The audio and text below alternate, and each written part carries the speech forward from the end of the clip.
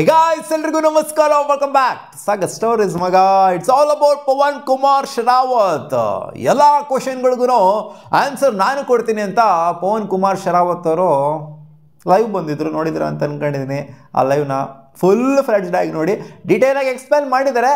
ಒಂಥರ ಡೈರೆಕ್ಟಾಗಿ ಎಕ್ಸ್ಪ್ಲೇನ್ ಮಾಡೋಣ ಕೂಡ ಒಂಥರ ಇಂಡೈರೆಕ್ಟಾಗಿ ಎಕ್ಸ್ಪ್ಲೇನ್ ಮಾಡಿದರೆ ಏನೇನಾಯಿತು ತಮಿಳ್ ತಲೆವಾಸಲ್ಲಿ ಅಂತ. ಸೊ ಅವ್ರು ಹೇಳಿದ್ದು ಇಷ್ಟೇನೇನಾಗಿರೋ, ನಾನೇನು ಅನ್ಕೊಂಡಿದ್ದೆ ಅಂತಂದರೆ ಈ ಸಲ ಶತಾಯ ಗತಾಯ ತಮಿಳ್ ತಲೆವಾಸ್ನ ಫೈನಲ್ಗೆ ಕರ್ಕೊಂಬಂದು ಬಿಡಬೇಕು, ಅದು ನನ್ನ ಹೊಣೆ ಆಗಿತ್ತು. ನನ್ನ ಹೊಣೆ ಅದಾಗಿತ್ತು. ಅವರು ಅದನ್ನು ಮಾಡ್ಕೊಂಡು ಕೊಡೋದಕ್ಕೆ ಬಿಡಲಿಲ್ಲ. ಇಂಡಿಸಿಪ್ಲಿನ್ ಅಂತ ಹೇಳ್ಬಿಟ್ಟು ನನ್ನ ಈಚೆಗಡೆ ಇಟ್ಟರು. ಅದಕ್ಕೆ ಇವಾಗ ಅನುಭವಿಸ್ತಾ ಇದ್ದಾರೆ, ಈಚೆಗಡೆ ಕೂತ್ಕೊಂಡಿದ್ದಾರೆ.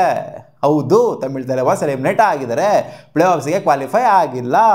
ಇಂಥ ಒಳ್ಳೆ ಸ್ಕ್ವಾಡ್ನ ಇಟ್ಕೊಂಡು, ಅರ್ಜುನ್ ದೇಸ್ವಾಲ್ ಅಂತ ಪ್ಲೇಯರ್ನ ಇಟ್ಕೊಂಡು, ನೀವು ಇಂತಿಂಥ ಅಂದರೆ ಸಾಗರ್ ಇರ್ಬೋದು, ಎಲ್ಲ ಒಳ್ಳೊಳ್ಳೆ ಪ್ಲೇಯರ್ಸ್ಗಳನ್ನ ಇಟ್ಕೊಂಡು, ನಾನಲ್ಲ ಸಾಗರು, ಆ ಟೀಮಲ್ಲಿರುವಂಥ ಸಾಗರ್ ಹೇಳ್ತಿರೋದು, ಒಳ್ಳೊಳ್ಳೆ ಪ್ಲೇಯರ್ಸ್ಗಳನ್ನ ಇಟ್ಕೊಂಡು ಇವ್ರು ಕ್ವಾಲಿಫೈ ಆಗಿಲ್ಲ ಅಂತಂದರೆ ಏನು ಹೇಳೋದು ಇದಕ್ಕೆ?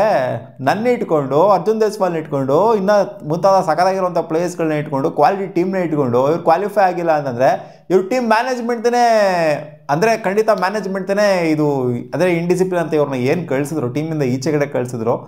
ಸೊ ಅದು ಸಿಕ್ಕಾಪಟ್ಟೆ ಇಂಪ್ಯಾಕ್ಟ್ ಆಗಿದೆ ಈ ಸೀಸನ್ ಅಂತ ಅದು ಎಲ್ಲರಿಗೂ ಗೊತ್ತು. ಆ್ಯಂಡ್ ಅವರು ಕೂಡ ಅದನ್ನೇ ಹೇಳಿರೋದು.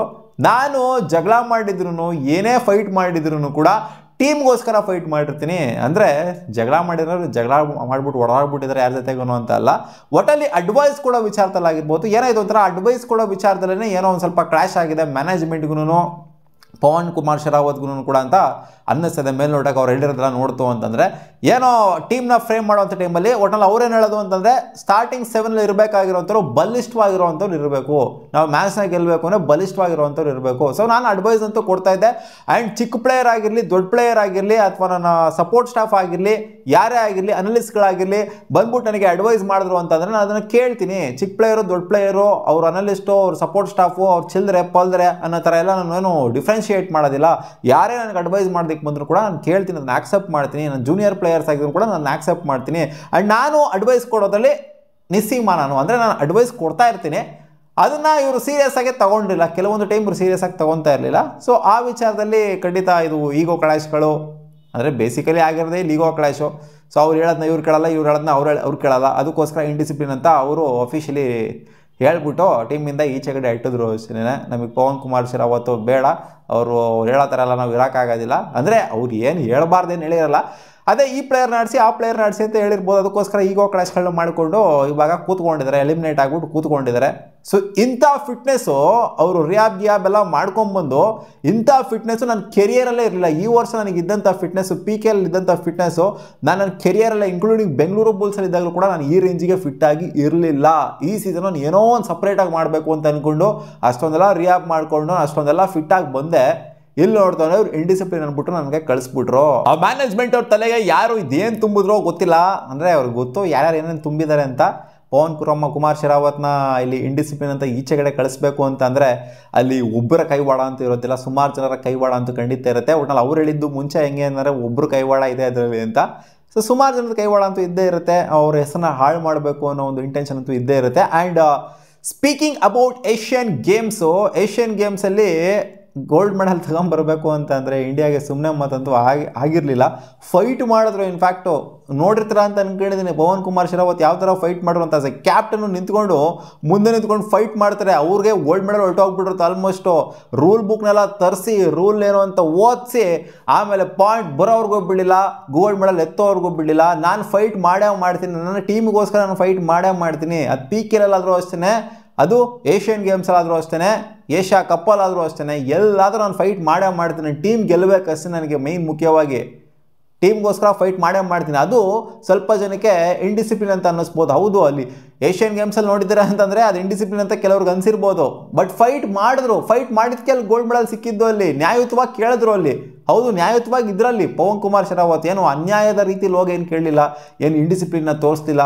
ಅದೇ ಏನಾದರೂ ಅವ್ರು ಸುಮ್ಮನೆ ಏನಾದ್ರು ಕಿರ್ಚಾಡ್ಕೋಗಾಡು ರಂಪಾಟ ಮಾಡಿತ್ತು ಅಂದರೆ ಅದು ಇಂಡಿಸಿಪ್ಲಿನ್ ಆಗಿರೋದಲ್ಲ ಏಷ್ಯನ್ ಗೇಮ್ಸಲ್ಲಿ. ಬಟ್ ಇವ್ರು ಮಾಡಿದ್ದೇನೋ ನ್ಯಾಯಯುತವಾಗಿ ಕೇಳಿದ್ರು. ಅಲ್ಲಿ ಬಿಡಲಿಲ್ಲ, ಆಡೋದಕ್ಕೆ ಬಿಡಲೇ ಇಲ್ಲ, ಕಂಟಿನ್ಯೂ ಮಾಡಲೇ ಇಲ್ಲ ಗೇಮ್ನಲ್ಲಿ.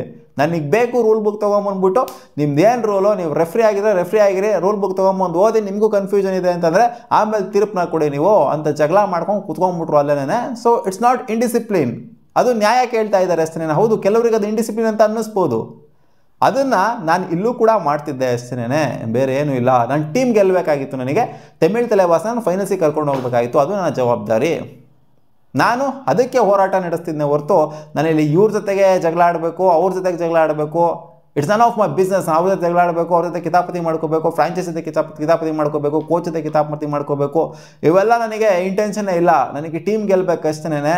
ನನ್ನ ಟೀಮು ಮೇಲ್ಗಡೆ ಇರಬೇಕು, ಅದು ನನ್ನ ಮೇನ್ ಇಂಟೆನ್ಷನ್. ಅದಕ್ಕೋಸ್ಕರ ನಾನು ಈ ರೇಂಜಿಗೆ ಫಿಟ್ನೆಸ್ ಎಲ್ಲ ಮಾಡ್ಕೊಂಬಂದ್ರೂ ಸಹ ಇವ್ರು ಈ ಥರ ಮಾಡಿದ್ರು ಅಂತಂದರೆ, ನನ್ನ ಹೆಸರನ್ನ ಹಾಳು ಮಾಡೋದಕ್ಕೆ ಹೋದ್ರು ಅಂತಂದರೆ, ಇದಕ್ಕೆ ನಾನು ಏನು ಹೇಳಬೇಕು ಅಂತಲೇ ಗೊತ್ತಾಗ್ತಾ ಇಲ್ಲ. ನಾನು ಫೈಟ್ ಮಾಡ್ತೀನಿ, ನನಗೋಸ್ಕರ ಅಲ್ಲ ಟೀಮ್ಗೋಸ್ಕರ ಫೈಟ್ ಮಾಡ್ತೀನಿ ನಾನು. ಸೊ ಅದೇ ಇವ್ರಿಗೆ ಇಂಡಿಸಿಪ್ಲಿನ್ ಅನಿಸ್ತು ಅಂತಂದರೆ ನಾನೇನು ಮಾಡೋದಕ್ಕಾಗೋದಿಲ್ಲ ಅಂತ ಹೇಳಿದರೆ. ಆ್ಯಂಡ್ ಅಪ್ಕಮಿಂಗ್ ಸೀಸನಲ್ಲಿ ಖಂಡಿತ ಯಾವ್ದಾದ್ರು ಬೇರೆ ಟೀಮ್ ಪಿಕ್ ಮಾಡೇ ಮಾಡ್ತಾರೆ ಆ್ಯಂಡ್ ಪ್ರೂವ್ ಮಾಡೇ ಮಾಡ್ತಾರೆ. ಇದಕ್ಕಿಂತ ಡಬಲ್ ಪ್ರೂವ್ ಮಾಡ್ತಾರೆ. ಇನ್ನೂ ಒಂಥರ ಹೆಂಗಾಗಿದೆ ಅಂದರೆ, ಇವ್ರನ್ನ ಈಚೆಗಡೆ ಕಳಿಸಿರೋದು, ಈಚೆಗಡೆ ಇಟ್ಟಿರೋದು ಇವ್ರು ತಮಿಳ್ ತಲೆವಾಸ್ ಅವರು ಒಂಥರ ರೋಷ ಕಿಚ್ಚು ಎಲ್ಲ. ಇವಾಗ ಏನು ಫಿಟ್ನೆಸ್ನ ರೆಡಿ ಮಾಡ್ಕೊಂಡು ಬಂದಿದ್ರು, ಇದಕ್ಕಿನ್ನ ನೆಕ್ಸ್ಟ್ ಲೆವೆಲ್ ಫಿಟ್ನೆಸ್ನ ನೆಕ್ಸ್ಟ್ ಸೀಸನ್ ಕೊಡ್ತಾರೆ ಅಂತ ಕಾಣ್ತದೆ. ಫಿಟ್ನೆಸ್ನ ಕೊಟ್ಟಿದ್ದ ಜೊತೆಗೆ ಟೀಮ್ನ ಗೆಲ್ಸ್ಬಿಟ್ರು ಅಂತ ಅನ್ಕೊಳ್ಳಿ, ನೆಕ್ಸ್ಟ್ ಸೀಸನು ತಮಿಳ್ ತಲೆವಾಸಿಗೆ ಹಾಕೊಂಡು ಗೂಟ ಇಟ್ಟಂಗೆ ಇರುತ್ತೆ ಅಲ್ಲಿ. ನೋಡೋಣ, ಏನು ತಮಿಳ್ ತಲೆವಾಸಿ ಏನು ಕಿತ್ಗುಡ್ಡೆ ಏನು ಹಾಕಿಲ್ಲ ಈ ಸೀಸನು.